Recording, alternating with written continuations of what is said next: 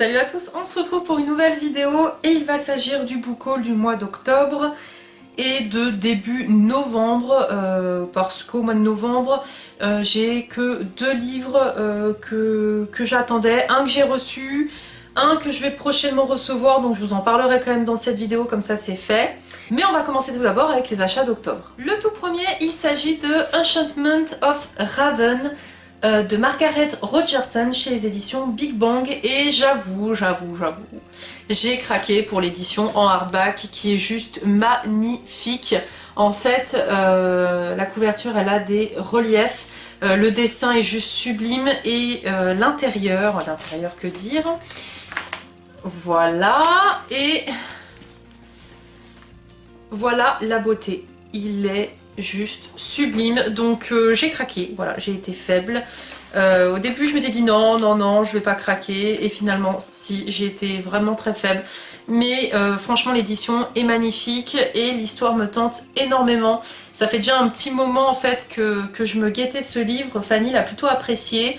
Et Margaret Rogerson, vous allez le voir par la suite, mais c'est une autrice où j'avais déjà un livre dans ma palle mais que je n'avais toujours pas lu. Celui-ci, je pense que ça va être un des prochains livres que je vais me lire parce qu'il me tente énormément. Au niveau du résumé, Isobel est une jeune artiste peintre exceptionnelle aux clients bien particuliers, les redoutables failles. Des créatures immortelles capables de jeter de terribles sorts, les failles envient une seule chose aux humains, leur art, car eux-mêmes sont incapables de donner un coup de pinceau sans tomber en poussière. Le talent d'Isobel est si convoité que Corneille, le prince d'automne, lui commande un portrait. Mais la jeune femme va commettre une grave erreur et mettre le prince dans une position difficile qui pourrait bien lui coûter la vie. Furieux, Corneille l'entraîne sur les terres des failles pour comparaître devant un tribunal. Un voyage périlleux où, cernés d'ennemis, ils seront contraints de s'en remettre l'un à l'autre pour survivre, au risque de voir naître entre eux un sentiment plus dangereux encore. Voilà, et même l'intérieur, regardez-moi ça. Non, franchement, le travail éditorial est juste sublime. J'ai très hâte de me lancer dans cette histoire. Même les débuts des chapitres, on a des petites illustrations. Donc ça sera une de mes prochaines lectures, c'est sûr, parce que le speech me tente énormément. Et forcément, je vous disais que j'avais déjà un livre de l'autrice dans ma palle. En fait, j'avais déjà Sorcery of Sands de cette autrice, mais en version brochée, que j'avais acheté d'occasion. Et quand j'ai vu en fait ces éditions reliées, j'avoue, j'ai été faible. Celui-ci a la particularité d'être un peu comme un grimoire, en fait, les pages sont épaisses. Et l'intérieur est tout aussi sublime. On a également l'illustration du livre broché. Et juste, voilà, le reflet. Magnifique, magnifique. Magnifique, j'ai pas d'autre, je peux pas dire d'autre chose. J'adore cet effet en plus de papier, vraiment le papier qui est froissé, qui est abîmé, un vieux grimoire, c'est vraiment spécial le papier. Je trouve ça super original. Et celui-ci il me tente énormément, mais j'avoue c'est plutôt par l'autre que je vais commencer par rapport à l'autrice, même si celui-ci a fait beaucoup parler de lui. Tous les sorciers sont maléfiques. Elisabeth, qui a grandi au milieu des redoutables livres de sorts d'une des grandes bibliothèques d'Ostermire, le sait depuis son plus jeune âge. Et elle compte bien protéger le monde de cette magie néfaste, l'épée à la main s'il le faut. Jusqu'au jour où l'un des plus terrifiants grimoires se transforme en monstre de cuir et d'encre, semant mort et destruction. Accusée de l'avoir libérée et forcée à comparaître devant la justice à la capitale, Elisabeth se retrouve prise au piège d'une conspiration vieille de plusieurs siècles. Bien malgré elle, elle doit trouver secours auprès du sorcier Nathaniel Sorns et de son mystérieux serviteur Silas. Les grandes bibliothèques ne sont pas seules en jeu, le royaume entier est en péril. Elisabeth va devoir remettre en question tout ce en quoi elle croyait, car s'ouvre devant elle une voie qu'elle n'aurait jamais pu imaginer. Voilà, donc il me tente énormément aussi, mais j'avoue je commencerai par le précédent. Mais voilà, pour vous dire que j'ai fait un gros craquage sur les livres de Margaret Rogerson. Le suivant, c'est un gros bébé, avec Fanny on en a parlé un petit peu parce que j'ai un peu peur des pages. Il s'agit de L'Empire du Vampire de J. Christophe chez les éditions de Saxus, que j'ai pris également en hardback. La couverture est juste magnifique. Sans commentaire. Le livre en lui-même est juste magnifique. Le seul point qu'on s'est dit avec Fanny moyen, c'est la qualité du papier. Le papier est vraiment très trop fin. Franchement, d'une page à l'autre, je vous jure que c'est du papier, voilà l'épaisseur, et c'est ça qui me fait juste un petit peu peur. À l'intérieur, en plus, on a des magnifiques illustrations, donc le livre est top, mais la qualité du papier, ça va pas. C'est trop fin, c'est vraiment des combines à péter le bouquin, donc je vais avoir un petit peu peur quand je vais le lire, hein. Je vais le tester de toute façon. Je pense que j'utiliserai un autre marque-page parce que là on a une petite ficelle pour le tenir, donc voilà, vous savez, les petites ficelles de marque-page, mais le papier il est très fin, donc la qualité elle est moyenne. Je préférais limite qu'ils mettent moins d'illustrations, moins de gamme dans l'extérieur, mais que la qualité soit quand même là à l'intérieur, et là c'est pas forcément le cas.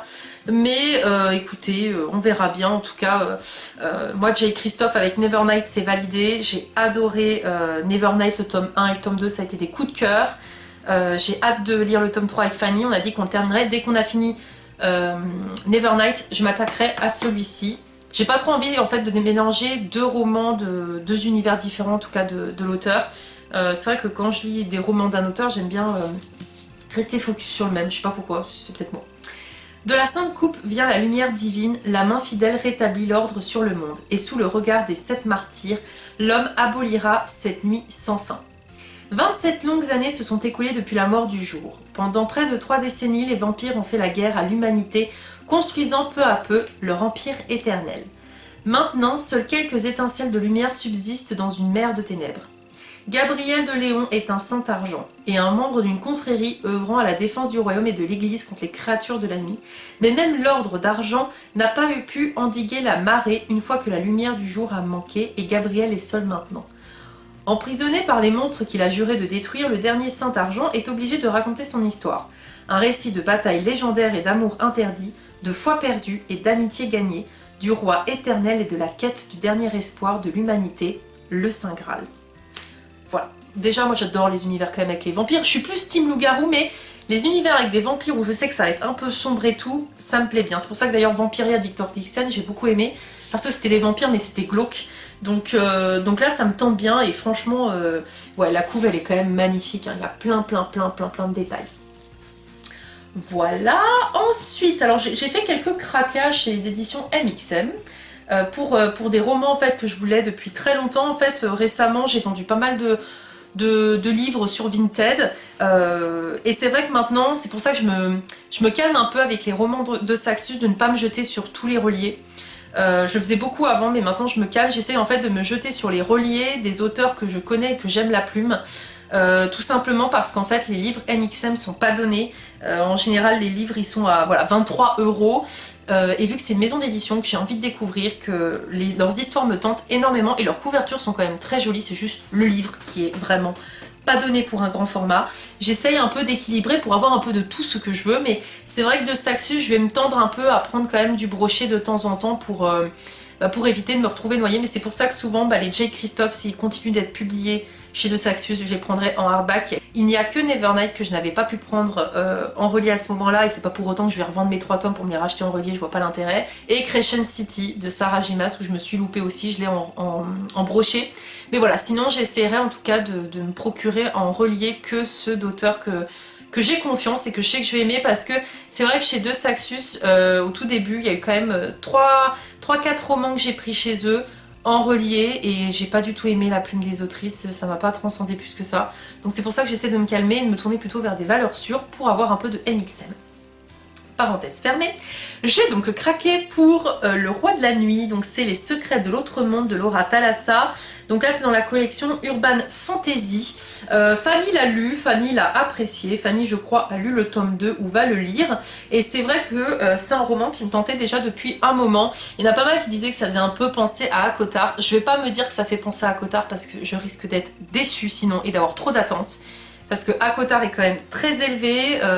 Là pour le moment j'irais quoi, mes grosses sagas coup de cœur, il y a Acotar et Nevernight. C'est mes deux sagas vraiment où je suis vraiment à fond, que j'adore et que je recommande à 10 000%.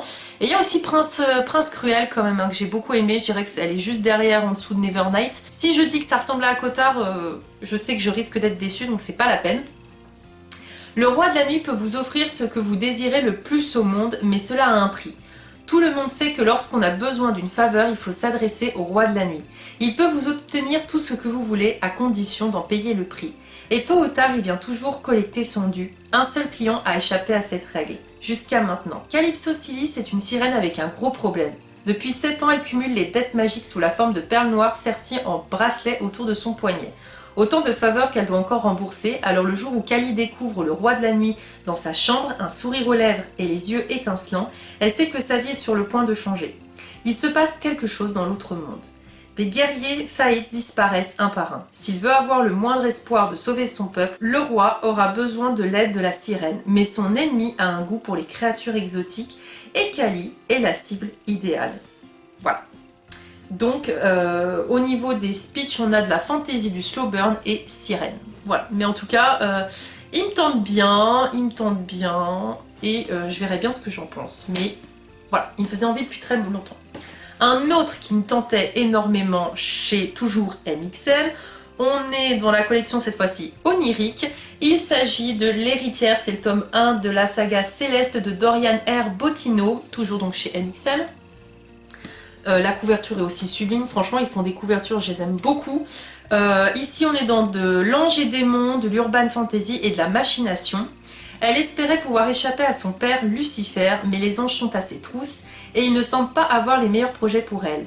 Eileen avait enfin réussi à échapper à sa destinée de princesse des enfers.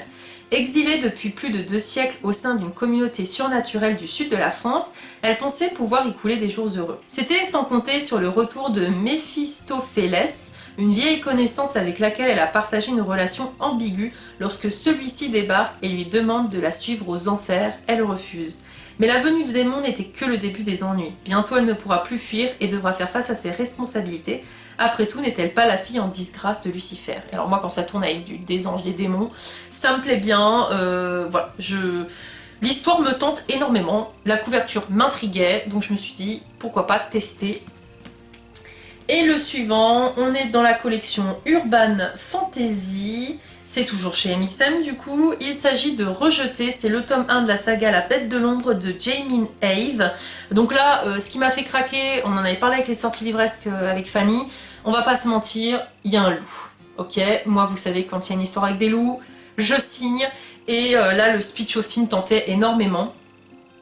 Donc là on a des loups-garous, dieux, romance paranormale et humour. Mon père a commis une terrible erreur et je continue d'en payer le prix. En tant que louve au sein d'une meute puissante, je devrais avoir la belle vie, mais depuis que mon père a tenté de tuer l'alpha, on me traite comme une paria, une traîtresse, une moins que rien. Quand j'essaye de m'échapper, Thorin, le fils de l'alpha, me ramène de force avant ma première métamorphose qui révélera l'identité de mon âme sœur. Et dès l'instant où ma louve pose les yeux sur lui, mon cœur se remplit de l'espoir d'un futur plus radieux. Après tout, personne ne répudie son compagnon légitime, pas vrai? Faux. Quand les loups passent à l'attaque, mon esprit se met à hurler, assoiffé de vengeance. J'ignore comment j'entre alors en contact avec le royaume des ombres, d'une manière ou d'une autre, je le ramène dans notre monde.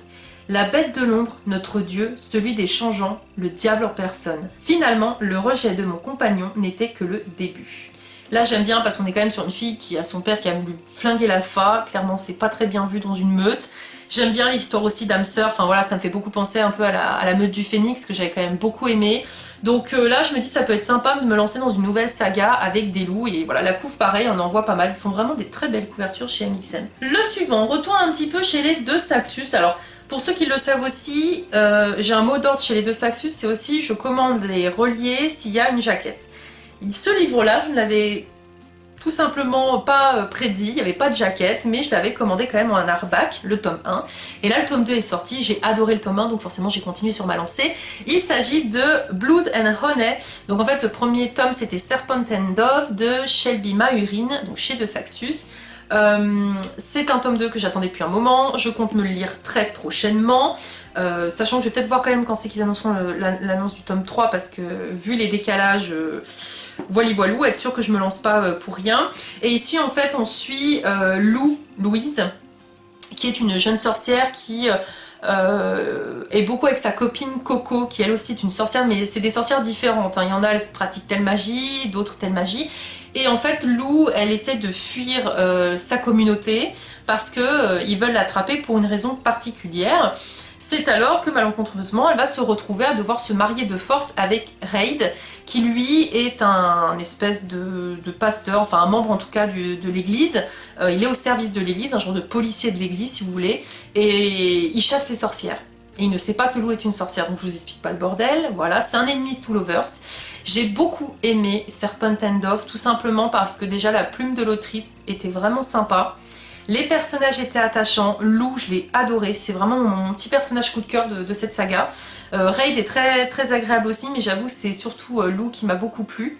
Et je trouvais que c'était une histoire qui était assez originale. Donc j'ai hâte de me lire ce tome 2. Je trouve la couverture elle est magnifique. En fait, ils ont repris tout simplement la version originale. Ce qui est assez drôle en plus, c'est qu'ils ont conservé l'intitulé en anglais de la saga. Donc ma foi. Par contre, c'est vrai que c'est à chaque fois une bonne petite pavasse, mais honnêtement, ça se lit tout seul. Le dernier du mois d'octobre, et pas des moindres, hein, parce qu'il y a eu tellement de décalage avec deux Saxus que c'est vrai que du coup on en a reçu un petit peu en décalé. Il s'agit de Chasseurs de Flammes, donc c'est les sables d'Arawiya de Hafsa Faisal chez les éditions donc, de Saxus.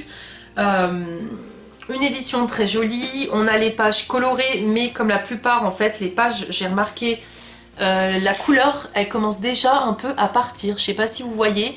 Quand je l'ai reçu, je vous jure, il était bleu comme ça, nickel. Et les pages là commencent déjà, regardez, à partir. Donc pareil, j'ai l'impression que c'est pas du haut de gamme au niveau des pages, ce qui est assez dommage. Même l'intérieur, je vous dirais, regardez, même l'intérieur n'est pas super bien fini. C'est dommage, voilà. Je sais pas si d'autres personnes on se soucie, mais de toute façon les pages, le bleu j'y vois en fait quand on se met comme ça éclaire et je pense qu'à force de frotter ça va sûrement partir, à mon avis, hein. Donc c'est juste ça qui est dommage, c'est que c'est super joli, mais je suis pas sûre que niveau qualité ça va suivre. Par contre le papier est quand même moins fin que pour l'autre. Après c'est vrai que le livre il est quand même très très beau, mais la qualité elle est moins top quoi. Donc c'est pour ça aussi que je commence à me dire que les reliés, je vais peut-être me calmer un petit peu. Et en tout cas, ceux qui ont les pages de couleur, quand je vois l'état, ouais, je vais peut-être me calmer. Vous voyez, ici aussi, hein, je sais pas si... Non, vous verrez peut-être pas très bien, mais il y a quand même des petits défauts. Hein. Il y a des petits défauts, voilà. Mais c'est surtout là où je vois déjà que les pages, elles commencent à blanchir. Là, vous le voyez bien, donc c'était tout comme ça, et ça commence à s'éclaircir. Et pourtant, il n'est pas exposé, je tiens à le dire, il n'est pas comme ça face à la fenêtre dans ma bibliothèque. Il est même couché et il était caché avec d'autres livres, hein, parce que je fais quand même attention. Là, je vais vite le ranger dans ma bibliothèque, mais même la jaquette, elle a un peu ramassé. Alors, je sais pas si vous arriverez à le voir.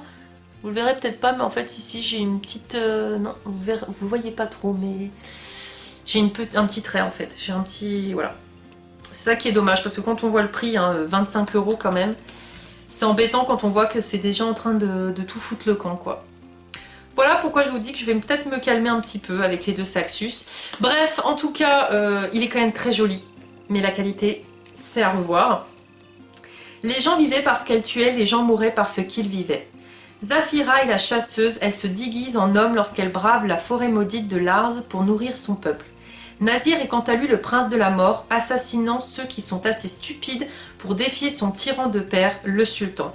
Si Zafira était démasquée et sa nature féminine exposée, tous ses actes seraient décriés. Il en va de même pour Nazir qui serait brutalement puni par son père si celui-ci découvrait la passion dont fait preuve son fils. Ils sont de véritables légendes dans le royaume d'Arawiya, mais aucun d'entre eux ne veut de cette gloire. Alors que la menace d'une guerre grandit et que Lars étend son ombre de jour en jour, Zafira et Nazir sont envoyés chacun de leur côté récupérer un artefact perdu qui restaurerait la magie dans le royaume. Le fils du sultan est chargé d'une mission supplémentaire, éliminer la chasseuse. Mais au cours de leur voyage respectif, un autre mal terrifiant semble émerger et l'objet qu'ils recherchent pourrait s'avérer plus dangereux qu'ils ne l'imaginent. Voilà, c'est une histoire qui me tente depuis longtemps, ça fait un moment qu'on l'attendait. donc j'ai hâte de me plonger dedans. Et enfin le dernier, enfin l'avant-dernier parce que je veux quand même vous parler de l'autre que je n'ai pas encore reçu. Donc là on passe sur le mois de novembre. Il s'agit bien sûr de Comment le prince Cardan est venu à détester les histoires. Il était une fois un prince cruel de Holly Blake. Et c'est illustré par Rovina Kai, c'est chez Rajo, c'est en hardback. Il est magnifique, a un format un peu différent. Donc là, il s'agit d'une nouvelle du Prince Cruel, la saga, hein, qui est juste ici, que j'ai lu, que je les ai enchaînés, que j'ai adoré. Au début, je me tâtais, hein, je me suis dit, est-ce que je vais vraiment me l'acheter et tout. Mais c'est vrai que c'est une saga quand même que j'ai beaucoup aimé. Voilà, vous avez les 3 tomes ici. J'ai adoré, coup de cœur. Gros coup de cœur, donc je me suis dit allez Charlène, tu sais que c'est une saga que tu vas garder donc ça sert à rien, fais-toi plaisir. J'ai quand même demandé l'avis à Fanny hein, pour être sûre que je craquais pas pour rien.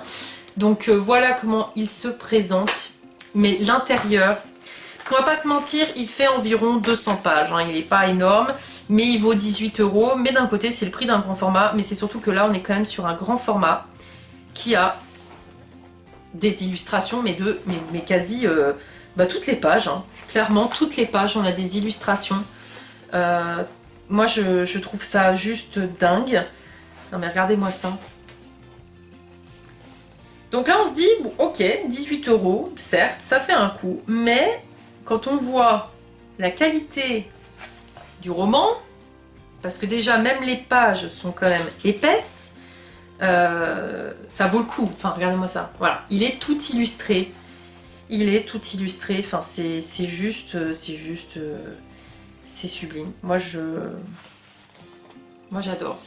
Donc je vais me le faire ce petit bébé, je vais peut-être me le faire ce soir d'ailleurs, parce que là je vous fais la vidéo, on est le 11 novembre, donc c'est un jour férié, je pense que je vais peut-être me détendre dans un bon petit bain et me le bouffer parce que j'ai envie en fait de savoir un peu plus sur ce personnage qui est le prince Cardan. Bon là où c'est pas évident c'est que la jaquette quand même on voit qu'avec le transport elle était un peu aplatie, mais il n'a pas trop ramassé. Il est vraiment magnifique. Il était une fois au royaume des Fae, avant d'être un prince cruel ou un roi maléfique, Cardan était un enfant faé au cœur de pierre et à la langue acérée. Un enfant qui parce que l'on faisait peu de cas de lui avait décidé qu'il ferait peu de cas d'autrui. Plongé dans l'âme du héros du best-seller Le Prince Cruel d'Holly Blake. Voilà. Je n'en dirai pas plus, mais Le Prince Cruel, pour ceux qui ne connaissent pas la saga, j'ai fait une vidéo Zoom Saga dessus. Comme d'hab, c'est sans spoil, c'est pour vous donner envie de découvrir cette saga que j'ai adorée. Je vous la mettrai en barre d'infos, donc n'hésitez pas à aller la regarder, mais celui-ci va faire très peu de temps dans ma palle parce que j'ai trop envie de le découvrir. Il est petit, il est super beau, donc j'ai trop envie de savoir. Le deuxième que j'ai pour le mois de novembre, que je vais recevoir fin novembre, mais je vous le montrerai dans une vidéo suivi lecture au niveau de sa beauté, tout simplement parce que dès que je le reçois, je le lis. Il s'agit du tome 3 de l'Ascension de Camelot, donc c'est la malédiction d'Excalibur de Kirsten White. Donc pareil, c'est chez De Saxus. J'ai déjà les 2 premiers tomes en relié parce que en fait ils ont une jaquette, ils sont vraiment magnifiques. Et celui-ci, je vais le recevoir autour du 24 novembre et ça sera mon dernier achat de novembre. J'en aurai acheté que 2, voilà, parce que j'ai fait des gros craquages sur octobre déjà. Mais franchement, la série L'Ascension de Camelot, je la recommande si vous aimez les légendes arthuriennes. Moi, j'ai vraiment beaucoup aimé le premier tome, j'ai adoré, le deuxième tome, j'ai adoré. Et là, j'ai hâte de lire ce 3e et dernier tome parce que voilà, j'ai vraiment adoré. Donc, je vous en reparlerai très bientôt parce que je vous dis, quand je le reçois, je le lis. Cette vidéo est maintenant terminée, j'espère qu'elle vous aura plu. N'hésitez pas à me dire en commentaire si jamais il y a des livres que je vous ai présentés, si vous les avez lus ou pas, ce que vous en avez pensé. Est-ce qu'il y en a qui vous font envie? Est-ce qu'il y en a que vous avez acheté également? Et je vous dis à très vite pour de prochaines vidéos. Salut!